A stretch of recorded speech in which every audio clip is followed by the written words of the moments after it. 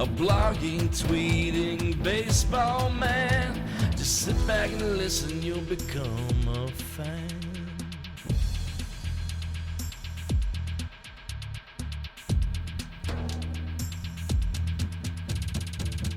I'm a C70 junkie, a C70.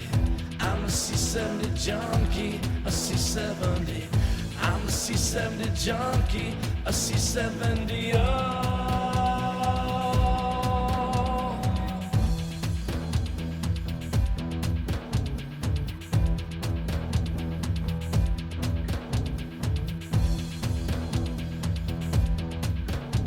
And now your host, Daniel Shoptaw. Good afternoon. Welcome into another edition of Conversations with C70. Meet me and usual. We'll be back on the feed tomorrow. Alan and I plan to record tomorrow morning, but until then, we're going to continue our conversations with members of the MLB Fan Council and fans of other teams. And today we have Gregg Masterson, who writes over at Twins Daily. You can find him on Twitter, Gregg, 2Gs, T Masterson. Gregory, how are you doing today? I'm doing terrific. I'm doing terrific. Thank you for having me. How are you? I'm fine. I start Christmas decorating in a week, so I'm getting all fired up for that. So Oh, you're it's one of hard to. those. Okay. No Yeah, judgment, but well, okay. my outside light display is kind of known, so I Oh, have. okay. You know what? No, I got respect for you then. If it was just normal Christmas decorations, I'd probably have some coarse words for you. But no, if you're one of those, big decorations guys, I'm all for it. Yeah, it's about a 30 to 40 hour process outside, so I try to get it going before so I can turn it on Thanksgiving night. So, but I think about it all year long, so I'm ready to get started. And we are here in the fall. We've gotten past the World Series and looking forward just to having a conversation with you about you, the Twins, everything else. And let's just start with that. How did you become and when did you become a Twins fan? Oh, yeah. So I became a Twins fan. I grew up not in Minnesota, but in the upper Midwest where there aren't really baseball teams around for people to follow. Mhm, So the Twins kind of lay claim to like most of North and South Dakota, Iowa, potentially like Nebraska. They fight with the Royals over Nebraska. They fight with the Dakotas or with the Rockies over the Dakotas. But mhm, yeah, I grew up a Twins fan. I had a lot of family in the Twin Cities area. Um, I don't know. I became a Twins fan the same way that a lot of kids do. Your dad takes you to a ball game, and yeah, it's kind of all over from there. You're just hooked for life. So I went to a game at the old Metrodome against the Detroit Tigers. And then like it kind of became like a nugget in the back of my head, like, oh, that was fun. I was like 8 years old. And then a couple of years later, I see my dad sitting down like he normally did, watching a Twins game one night, and I'm like, no, I'm gonna start watching the Twins too, and I was just hooked from then on. So I feel like it's a pretty generic story that most baseball fans kind of latch onto, their family's team or whatever, and mhm. it's almost like a something that gets passed down generation to generation, I guess. So that yeah, that's kind of how I became a Twins fan. I mean, and the Twins have had their ups and downs. Was it in an up period and the Twins were you watching it, or did it not matter? You were just that engrossed with baseball that it didn't matter if the Twins were good. Yeah, so I had oh man, you know what? I'm gonna give a general date for when I was born. I was born shortly after the Twins won their final World Series. And so that was what 34 years ago. Mhm, They did have a really nice run in the early 2000s. Won the division from '02 to '04, then again in '06, then 9 and 10. And so I got into the Twins, when they were kind of, I mean, it was that period where the Twins were potentially going to be contracted. Was about the mhm, like right after that was when I became a Twins fan. So I didn't even know that like the Twins almost left until like 3 or 4 years into following them because like my dad didn't want to break it to me. Like, Right. it was kind of a touchy subject. Um, but yeah, so I became a Twins fan like while they were winning a lot of AL Central Division Mhm. championships and not winning any playoff games. So I would say probably that's one of their high points, if you can say that the Twins have had many high points, I suppose. Yeah, and the good thing is we don't have to then rehash the '87 World Series since you weren't around for that, so that's good. Yeah, Uh, I can't take the sad thing is like the 87 World Series really doesn't get talked about among Twins fans like all that much because the 91 World Series mhm. was so legendary with, you know, I mean, potentially up until this most recent World Series, like it was potentially like the best World Series of all time. And it might still be if you aren't if you weren't completely won over by this year's World Series. So yeah, unfortunately, like Twins fans don't even talk about the Seven World Series, so I don't have to rehash that with you. It is interesting, especially for a team that has not had a lot of them, right? I mean, just a couple of bites at the apple. Um, I mean, I get what you're saying. You're absolutely right. 91, I could see definitely overshadowing it, but it's a little bit of a surprise. I mean, Cardinal fans, even though we have a number of World Series teams, we're still, talking about 85 and 87 and some of the teams that fall short as well. So I'm very interested to hear that is I wouldn't say hidden part of Twin fandom, but definitely not a celebrated part. And I think that if the 91 World Series had happened, like, I guess, further on down the road, or the 87 World Series had happened earlier, like, because I Mhm, almost feel like I hear more about like the 65 AL pennant that they won and they lost the division, or they lost the World Series to the Dodgers and Sandy Koufax. I almost hear about that series more than the 87 series. hmm, Um, which I think is partially just because like 87 and 91 were so close together that yeah. they kind of are thought of as like one era of Twins baseball or like one kind of idea.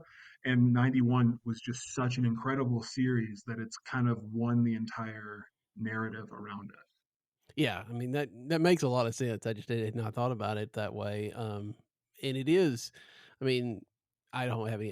It even predates me, but the Cardinals had 42, 44, 46, and that was a lot of the same team. But you wonder how people thought about those teams as a one big group or separate, even though I'm sure the roster changed over quite a bit.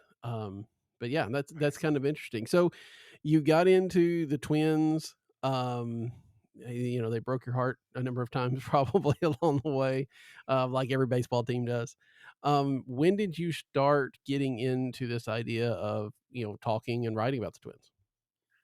Yeah, I when I was like in middle school was when, or like elementary school, middle school, blogging kind of started taking off. And so I actually showed interest in it when I was, I don't know, in my early teens. I had a buddy who like portrayed himself as like a grown adult who was a middle schooler who had a deep voice, and he actually was like podcasting and Mhm. blogging. And so I wrote a little bit at his site. It's lost to the sands of time at this point.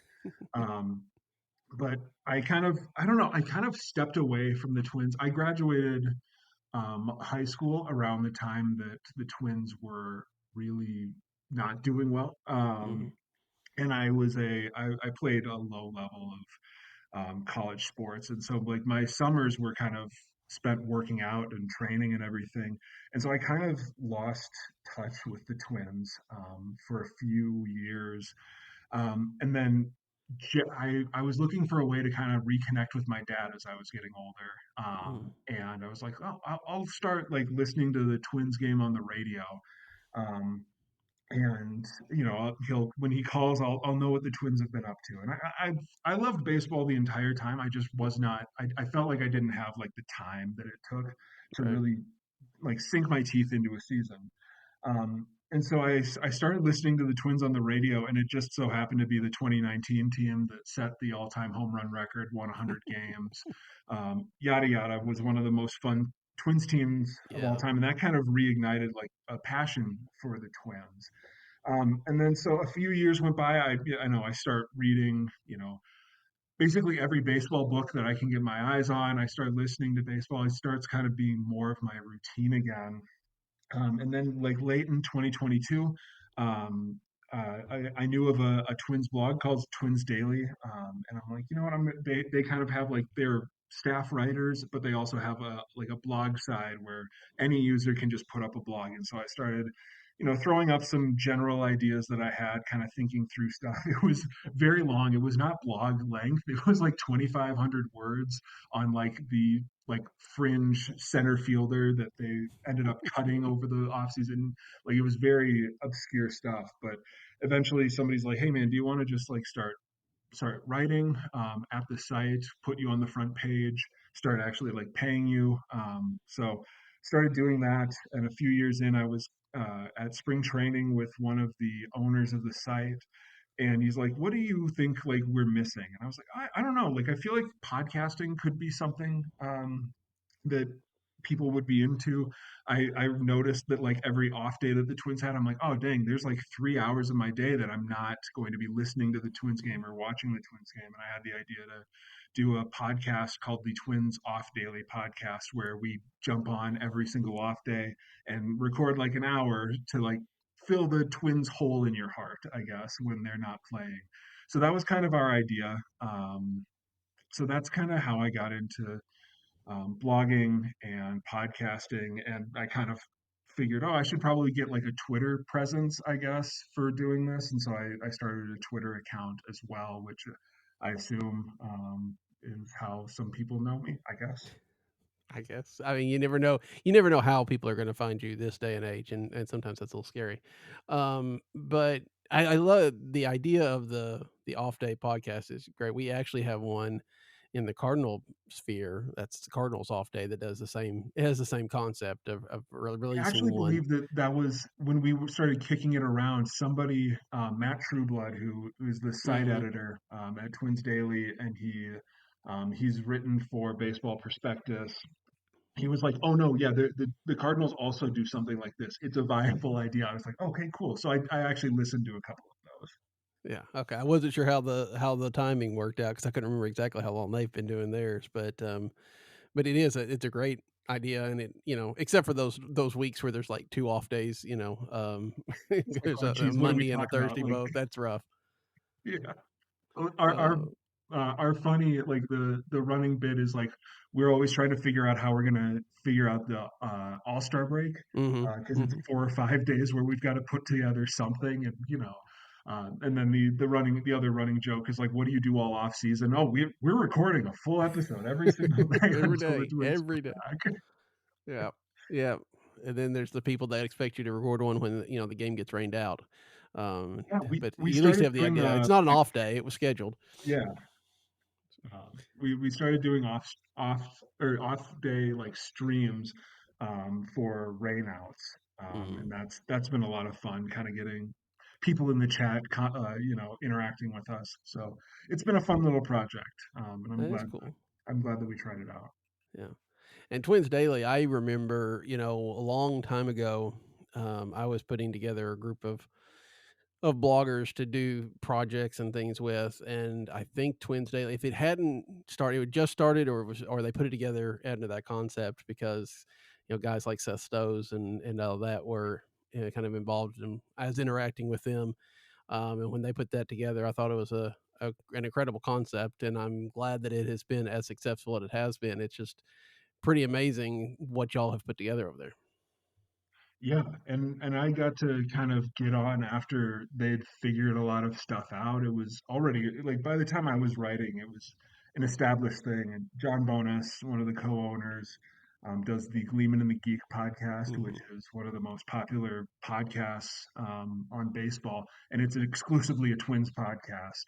And so that's kind of how I heard about it, and everybody there has been very kind and has kind of taken me under their wings and given me a lot of feedback as I kind of work it out. But it's a giant community that they've built over there, and it's really cool. It's a really cool project, and I'm so glad that they've been able to make it work. And I think it's been up and running like for like almost 15 years Hmm. Yeah, that'd be about right. So, because I was doing stuff in '09, '10, that area. So, that's incredible. So, do you have a niche over there? I know I pulled up one of your articles that was definitely more humor laden. Is that generally, or do you just kind of write whatever you want to write? Yeah, unfortunately, I don't really have a niche. I'm one of those writers that just kind of comes like whatever comes to me. So like you might see me like writing some just kind of boilerplate like roster analysis or payroll. Like last summer or last winter, there was a lot of questions among Twins fans about like where does payroll stand right now? Because that's a big Mhm. question. With the Twins have cut payroll in consecutive years. And everybody's was like, citing the numbers at Spotrac and the numbers at Fangraphs and the numbers at COTS. And so I went through and I wrote up like a 1,200 page, like, okay, here's what every single number at each of these websites is. If we're going to be using, like, we shouldn't be citing these numbers at each other if we're pulling them from different places. So let's talk about where they come from. Written like, okay, should the Twins sign this free agent? Hey, this is a cool development in somebody's pitch mix. Sometimes it's a little bit more humorous. I'll write parody. I wrote up. If you are you aware of the Delman Young trade tree? Does that mean anything to you? I vaguely know what you're talking about. Yes. So basically, like the Rays traded Delman Young to the Twins in 2008 for it was Jason Bartlett and Matt Garza. Hmm. And you can actually trace that trade to like them acquiring Shane Baz and Tyler Glasnow and Chris Archer and Isaac Paredes and like all of these different no, not Paredes, yeah, no, anyway, there's this very long chain. And so Mm. like for example, I wrote up kind of a narrative history of that chain. That's like one of the first things that pops up if you Google Delman Young trade tree. I wrote up about how the number 13 is actually cursed for the Twins because the last like six players to wear it have had just miserable years, like comically bad. Like Manuel Margot setting the all-time record for pinch hitting appearances in a season at 35 without registering a single hit. It like so I write a little bit of everything. I write even like some like psychological stuff. Like team psychology or group psychology, organizational psychology. So stuff like leadership and conflict within teams or like turnover, stuff like that. So I write a little bit of everything. It's kind of all over the place. And so, in the process of this, somehow, because none of us seem to have any idea how, you got invited into this MLB Fan Council that, um, at least as I see the notifications on my phone continue to light up, that group chat is at least a very active one. Um, We've gotten like 70 notifications since we hit record. no, I don't know what's going on over there, but I'm almost afraid to find out. Um, but I mean, obviously, this most recent meeting, and we'll talk a little bit about that here in a minute. But the most recent meeting was the one that has kind of gotten some people's attention. But what has your experience been with this for you so far with this, and what has been the most interesting, you know, meeting that we've had, maybe except for this last one? Except for the last one. Yeah, we'll get into that in a second, I'm sure. But yeah, so MLB. I thought that I was getting like catfished or like scammed at first. I got a DM on Twitter saying like, "Hey, you're a big fan. You should join our fan council thing." And I was like, "Okay, yeah, sure." And then like 3 days later, after like checking with some people, I'm like, "Oh, this is real. Like, the MLB didn't get hacked." I have to go back and I'm gonna yeah, of course I want to do this. Um, so I've been on since just about the beginning. I missed the first episode, not episode, meeting for the fan council where we get together and we get sometimes talked at, sometimes talked to with MLB, and they've been really good about kind of mixing their aims with the different topics.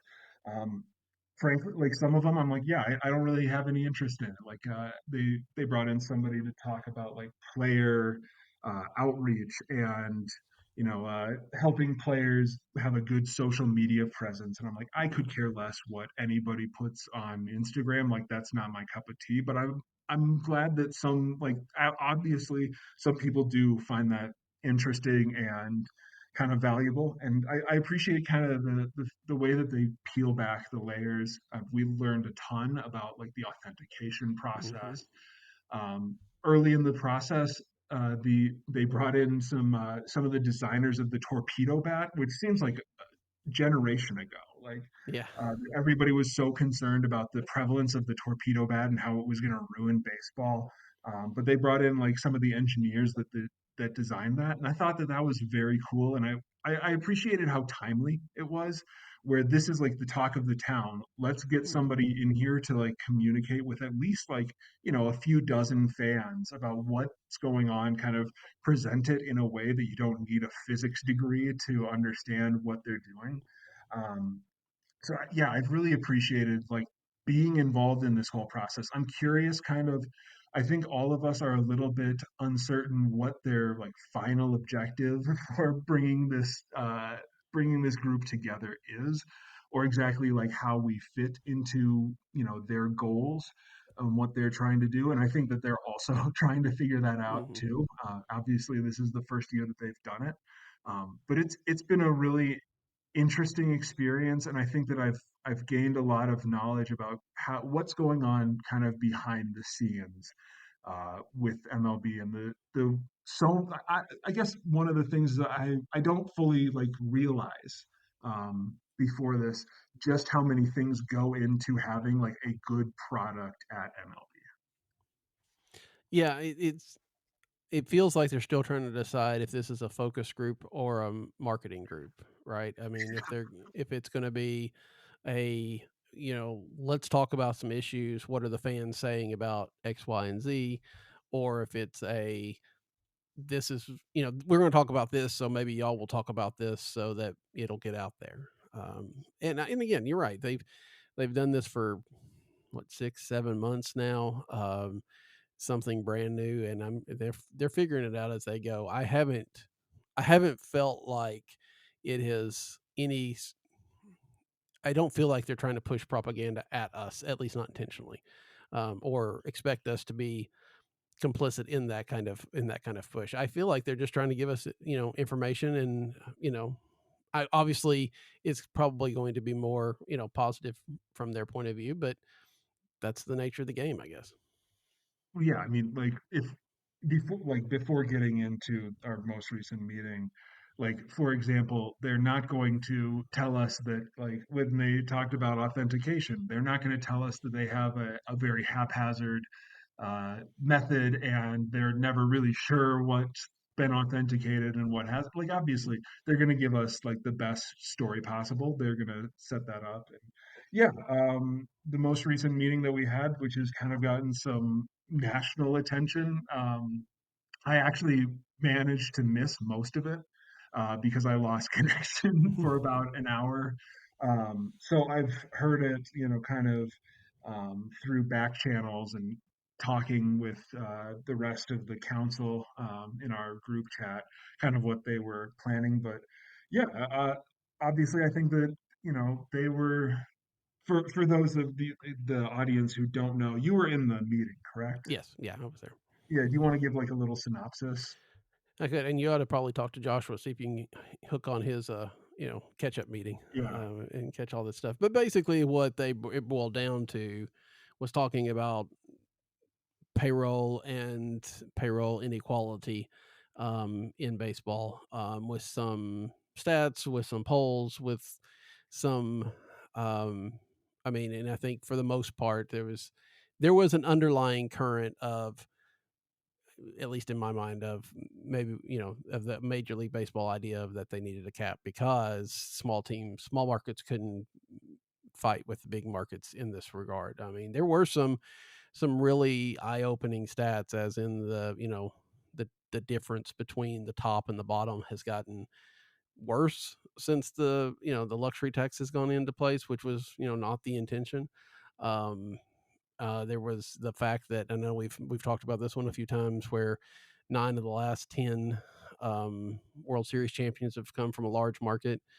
Even though they haven't been always the same, they've come from bigger markets, and a lot of things in that vein, which is really timely, really you know maybe inflammatory when you get to the fact that the CBA comes up next year, and that is going to be a huge sticking point, which is the how money is distributed. That's always what it comes down to. So I found it to be interesting in their timing and interesting in how they presented it, but I also feel like they were presenting their side of things with the knowledge that people were going to push back on it, and they weren't there as the lawyers, they weren't there as the negotiators, they were there as marketers.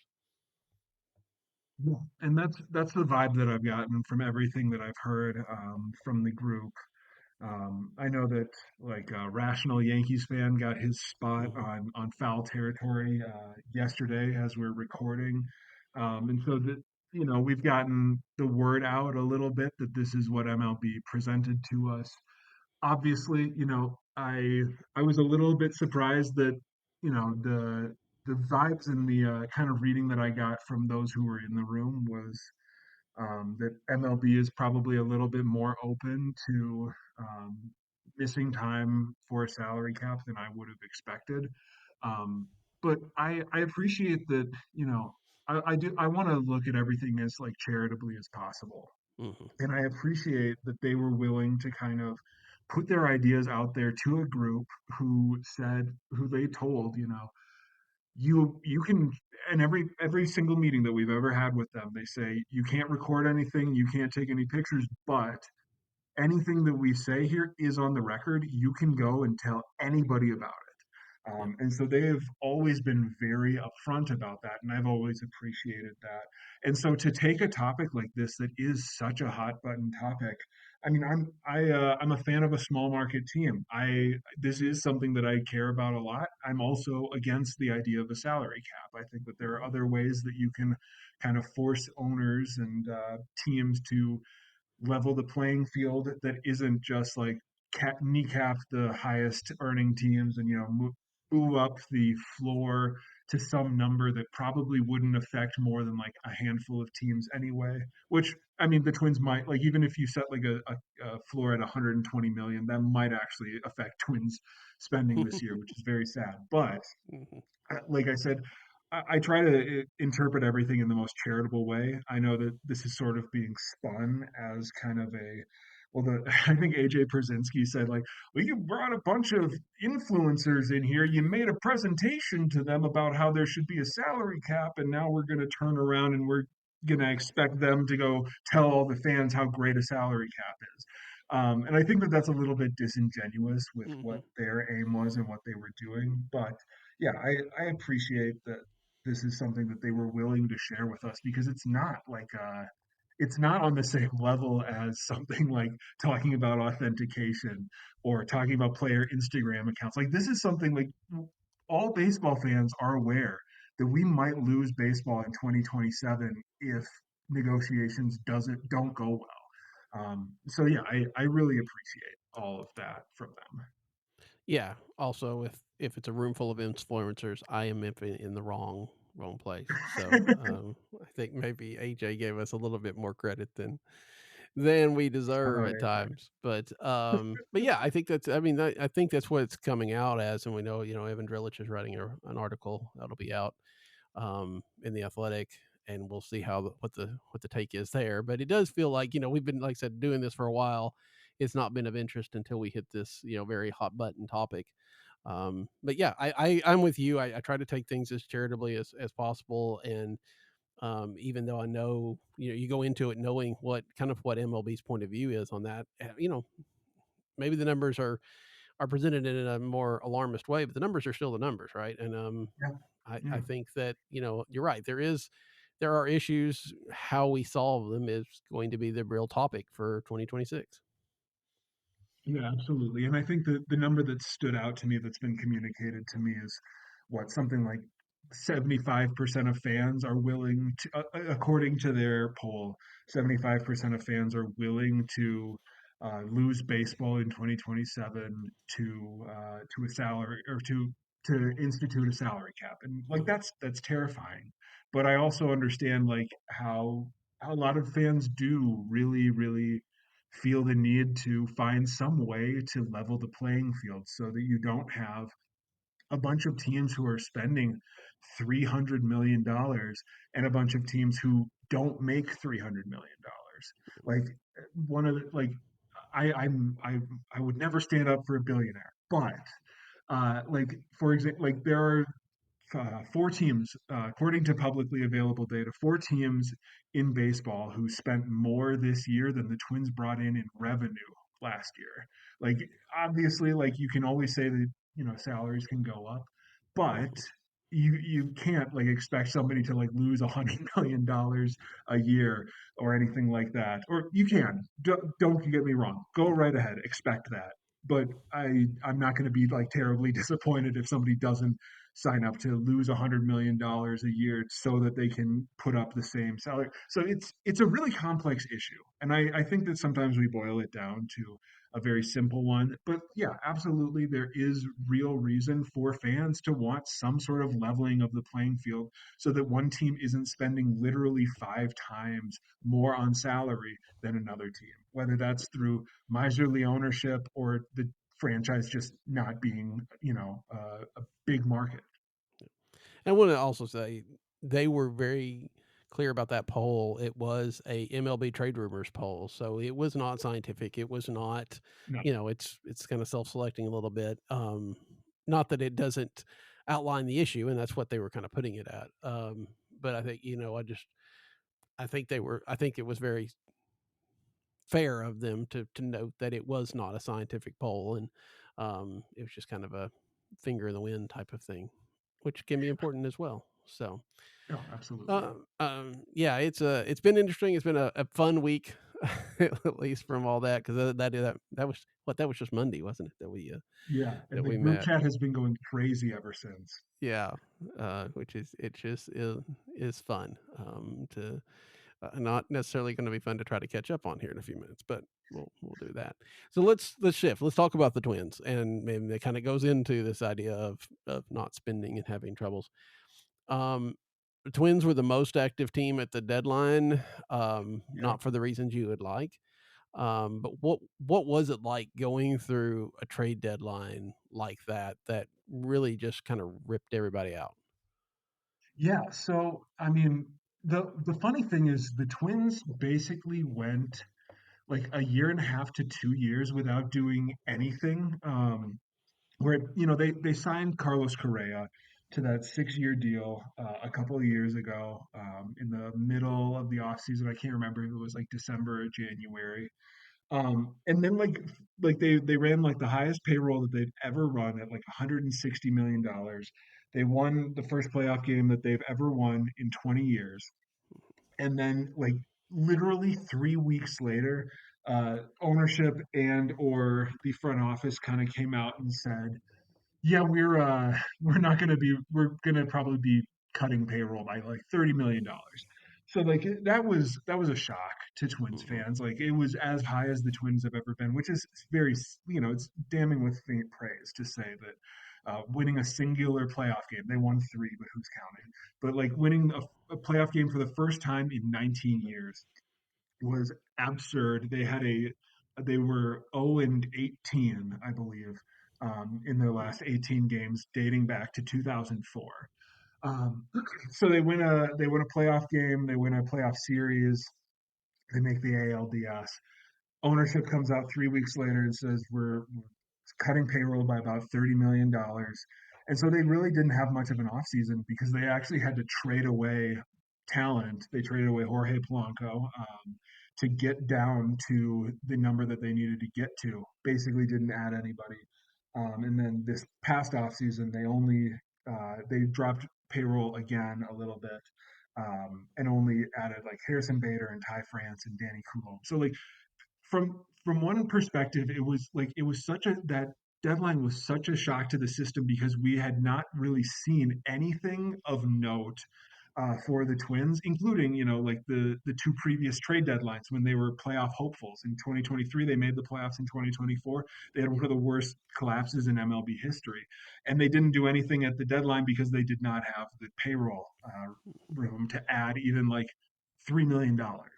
And so like we had gone through like multiple years of not doing anything, watching, not seeing the Twins do anything, and then to turn around and trade 10, 11 players if you count poor Randy Dobnak, who was tacked on in salary relief. Um, it was such a shock to the system. We were all expecting some sort of movement. Like uh, Brock Stewart, we assumed was going to go, and then like one of Yohan Duran and or Griffin Jacks probably was going to go. The Carlos Correa trade talk kind of picked up in the days beforehand, where there was like some reports that the Astros have called about basically just taking on Correa's salary and moving on with it. We also knew that like Willie Castro and Harrison Bader were probably going to get moved, and Danny Coulomb as well because they were expiring contracts. But to have all of those guys go, and then also throw in, they found a taker for Ty France. They've at like the deadline, like literally after the deadline, they announced Griffin Jacks had been traded. We're like, oh, geez, there's actually a 3 hour long stream that you can find on YouTube that I was on with some other Twins Daily guys where we were reacting to it in real time. And we were already like, wow, that was crazy. We jumped on right when Carlos Correa got traded. There was a couple more trades later on in the day. And we're like, okay, that was wild. And then we got the Griffin Jacks news. And like everybody's like, wait, what? Griffin Jacks just a straight up trade for Taj Bradley, a 1-for-1. And we're all sitting there, and then all of a sudden, like as we're digesting that, we also get the news that Louis Varland was traded, who had 5 years of team control. Nobody was really talking about trading Louis Varland, and it was just such a um, blast to the system. It was kind of fun, kind of like terrifying because it's like, what is going on here? Mm-hmm. But it like from my perspective, it was nice to feel something. And like there was a little bit of a numbness that just like it was so much all at once. Mm-hmm. But the other thing is that like a lot of Twins fans have kind of checked out because of it. Now that like when you trade literally 40% of your MLB roster, it's like, okay, what's the point of tuning in for any of this? What's the point in thinking that you're going to compete next year if you just traded your five best bullpen arms from a very good bullpen? It was just so much all at once. It was insane. Yeah, and I mean to have players that had control. I mean that's the thing.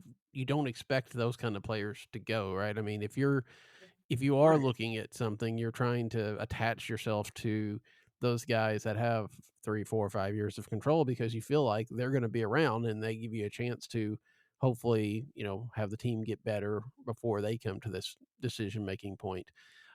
For somebody like that to be dealt had to be a huge blow because that's just not the way baseball works now. No, no, and I mean, like I said, we kind of were expecting maybe one of Griffin Jackson, Yohan Duran to go, and they both have 2 years left after this.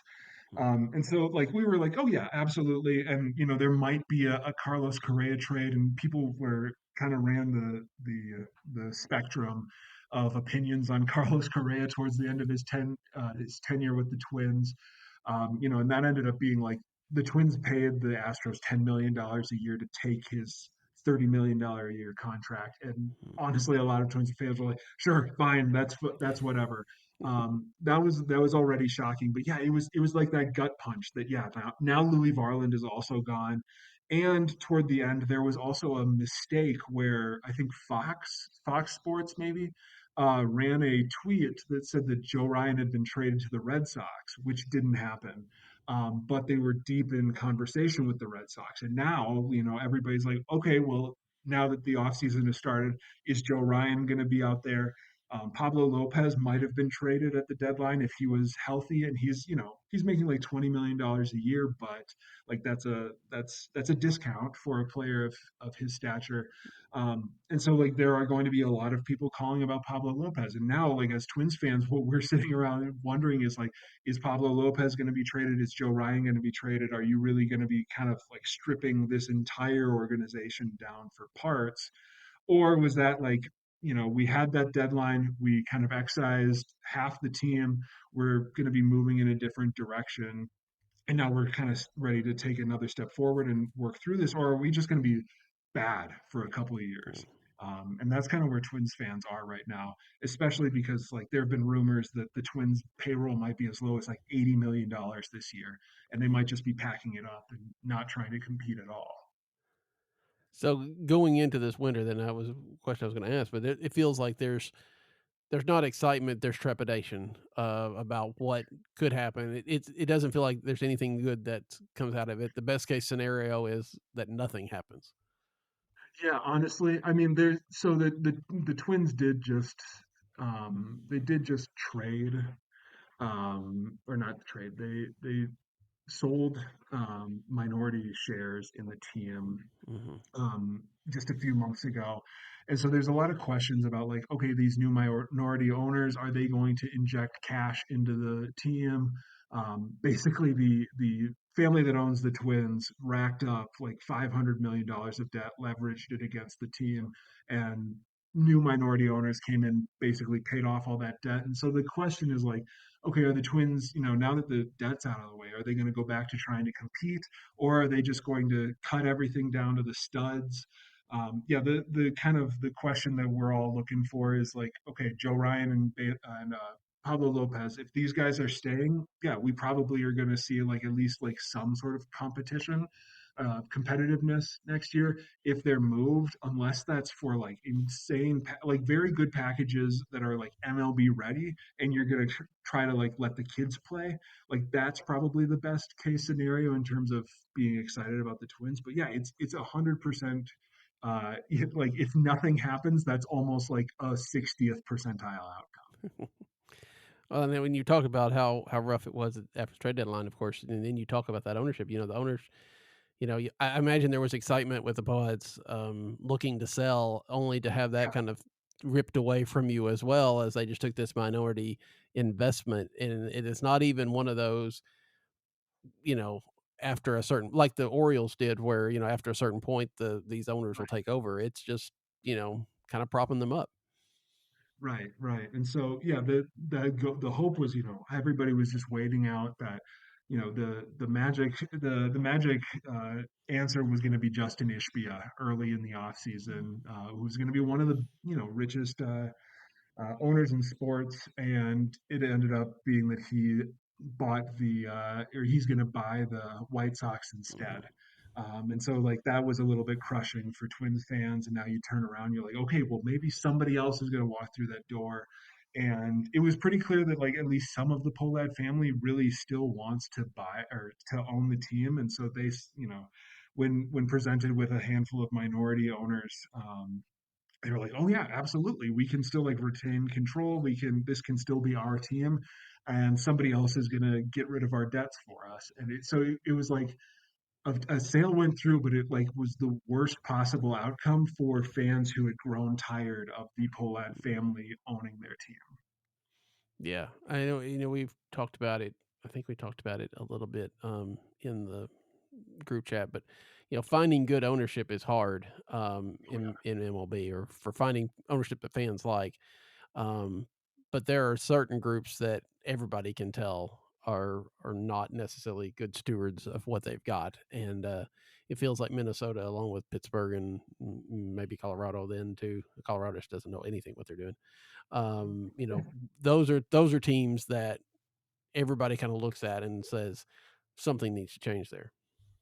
yeah. And I guess the frustrating part was that, like I mean, if you want to go back to contraction, this family tried to sell the team for what, like $250 million to Mhm.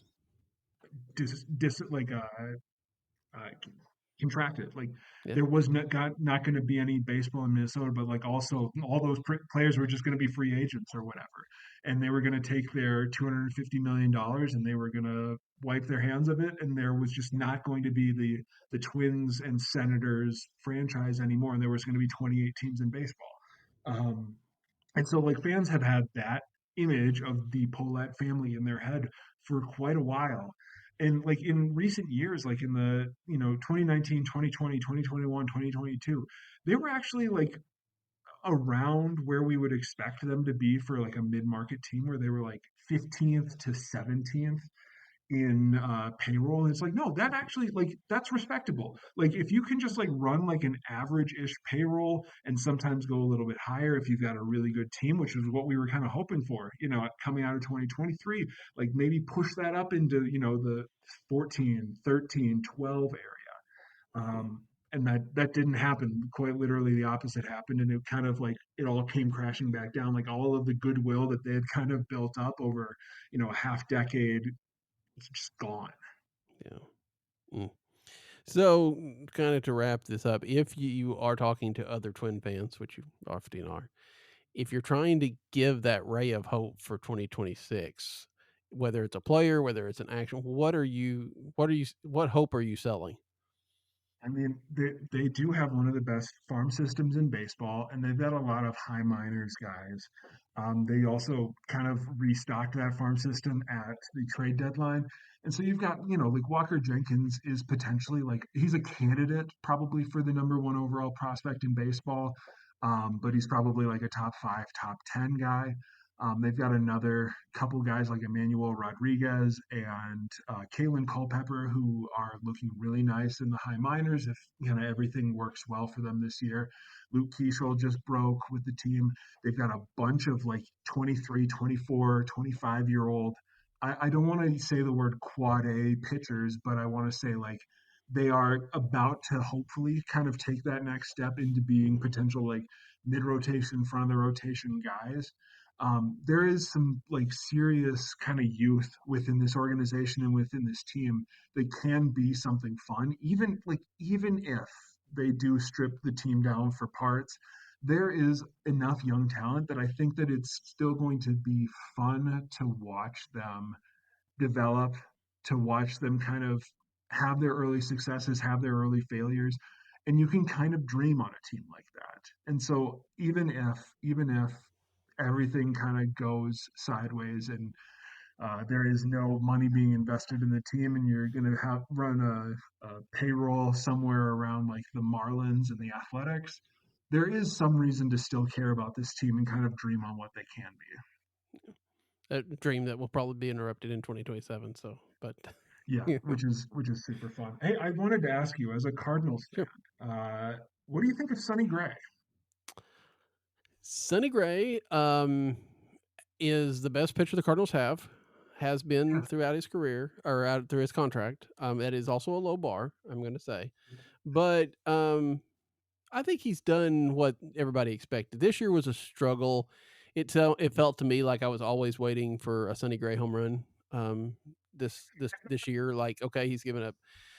He's got a 1-0 lead, but we know he's going to give up at least one home run, so it's really tied. That kind of thing. Um, but when he's on his game, he brings something that the Cardinals have not had, which is that strikeout ability. And I mean, we just haven't seen that. You've seen some great games out of him. Saw that one hitter that he threw um, mid-season. So I would say he has definitely earned his keep. That being said, he is open to being traded this winter, and as much as the Cardinals need arms, he's probably one of their best trade chips. So I would not be stunned if the 2 years that we had with Sonny Gray is all that we get. yeah, he was a lot of fun when he was in Minnesota. Hmm.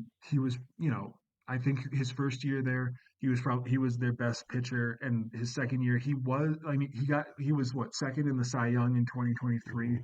Hmm. I think most Twins fans would have still said Pablo Lopez was the better pitcher. Sonny had the better year, but it was a heck of a 1-2 punch. But Sonny Yeah. Gray has like among Twins fans, like he has taken on such a life of his own. Like the idea of Sonny Gray has become like this idealized like force against the man in Twins fans' minds. So if we have a second, Yeah.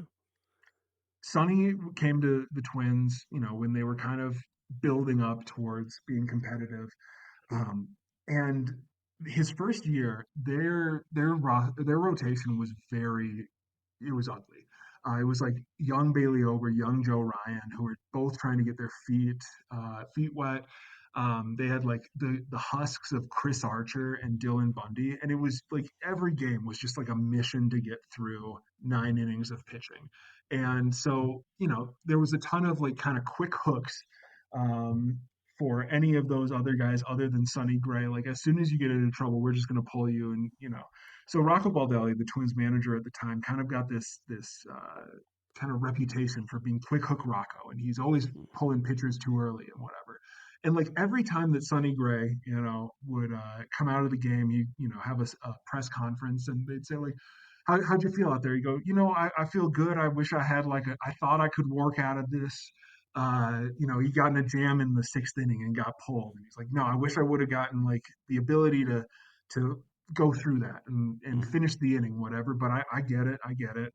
And so like among Twins fans, Sonny Gray, like they have like this idealized version of him where he was like this force against Rocco Baldelli, and he was always mad at Rocco Baldelli, and he was always gonna tell Rocco Baldelli off, and he was like the he was like the mascot for the Sonny Gray hates Rocco, and he's gonna lead a mutiny. I ended up actually writing like a parody, like a 6 chapter parody novella about like Sonny Gray taking on Rocco Baldelli and convincing him and beating him down until he finally let a pitcher pitch 6 innings or whatever. And like to this day, people are still bringing up like Sonny Gray. Like somebody needs to bring back Sonny Gray so these pitchers who can go longer into games. And the funniest thing was like by the time Sonny Gray was gone, like Twin starting pitchers his last year were like the third most innings in baseball, and he was still like being lauded as like or like the manager was still being denigrated as this quick hook artist.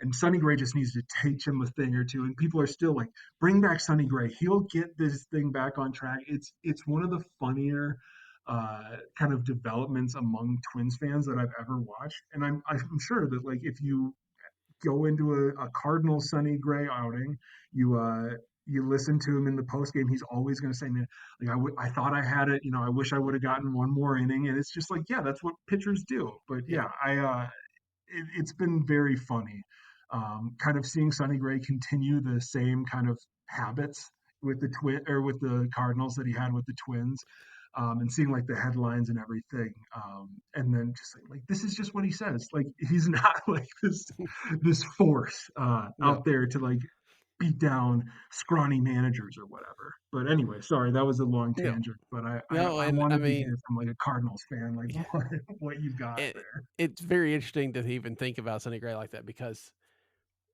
this year, especially, probably not as much last year, but this year, he got to that point where he was giving strikeouts, but he's also walking maybe a few more batters, and there were a lot of games where he only lasted 5 innings because he was right around that 100 pitch count, and so I mean there were a few that he went deeper into, but it felt like there were enough of those 5 inning starts that it was like are you're paying this guy to be the ace, and should he be? So yeah, I would imagine that Cardinal fans have a little bit different opinion about Sonny Gray and his stamina than maybe Twins fans do.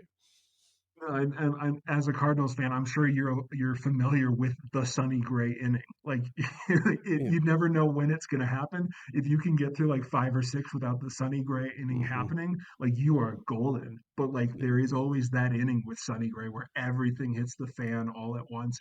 And sometimes like it happens in the third inning, he gives up like 4 runs, and then he's fine for the Yep. the fourth, fifth, sixth, seventh. But like there's always the Sonny Gray inning looming somewhere. Did y'all have I assume he did it, or at least it was reported there as well. There would be those games where he'd have like an inning like that, and then he would go into the dugout and just completely change outfits, like, Yeah. and because he needed to become a complete fresh start, and so he would change his everything down to his underwear, which was a fascinating story when we heard it first. But I imagine he's done that at every stop. Yeah, man. It's Sonny Gray. Yeah, I nothing but love for him. But Mhm. I've always just gotten such a kick out of like the version of Sonny Gray that lives exclusively in Twins fans' heads. And yeah, I'm sure that you've seen some of it. And like, yeah, like Sonny Gray is a very very good pitcher. I think like everybody's career comes to an end at some point, Right. and the Twins were never going to re-sign him, especially at the rate that he got. But even now, like people are still like, Sonny Gray would have been back, except he hated it here. He hated it so much. The Twins would have paid him, but he hated it. Oh man, yeah, Uh, I'm glad to hear that Sonny Gray has a new legion of fans who like to pick into him. Fan bases are fun. They really are. Gregory, it's been a lot of fun to have this conversation, and hopefully that the Twins will not be a depressing thing this for you this winter and next season. Absolutely, man. Yeah, it's been great to talk to you. And best of luck with the Cards this season. All right. Well, we'll wrap it here. And like I said, Alan and I will be recording tomorrow morning. So if you're looking for the full meet me at Mutual, we'll be there. But until then, for Greg, I'm Daniel. Good night. Did we really see that? He hit 080 during the regular season. He has one lifetime home run. Here's his second. Not only that, he knows the trot. Look at this. His second major league home run. Quite timely. Oh!